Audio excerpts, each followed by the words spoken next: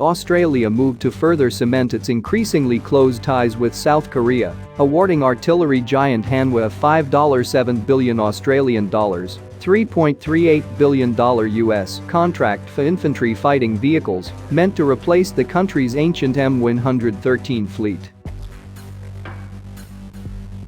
The Land 400 Phase 3 project will have a value of between $5 billion and $7 billion, making it one of the largest capability acquisition projects in the history of the Army. The government is accelerating this acquisition so that the first vehicle will be delivered in early 2027, 2 years earlier than the former government.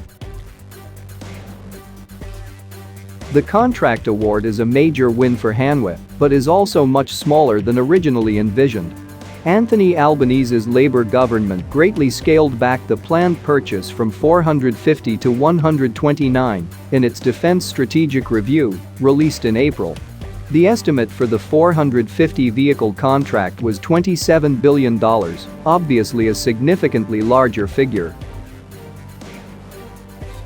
Hanwha designed the Redback for Australia, and it is not a one-for-one fit for South Korea's future needs. For instance, most Australian operations will not involve the freezing cold and snow that can hit the Korean peninsula in winter. However, South Korean Major Gen. Cho Hyun-kai, Deputy Minister of the Defence Acquisition Program Administration (DAPA), 2 days ago told the Australian Broadcasting Corporation that Korea may consider acquiring the Australian Army's Redback armoured personnel carrier as an emergency force in the event of an emergency on the Korean peninsula. Since the Redback will be built in Australia, that would provide both jobs and revenue to the lucky country. The two countries began knitting their defense industrial bases together when in December 2021, Hanwha was awarded a $1 billion Australian dollars, $700 million US contract to build 30 self-propelled howitzers and 15 armored ammunition resupply vehicles. The company built a plant in Geelong, the home district of the now Defence Minister, Richard Marles. The minister has recused himself from all decisions involving the M113 replacement. However, Australia did cancel a planned second regiment of self-propelled Huntsman howitzers built by Hanwha in its Defence Strategic Review.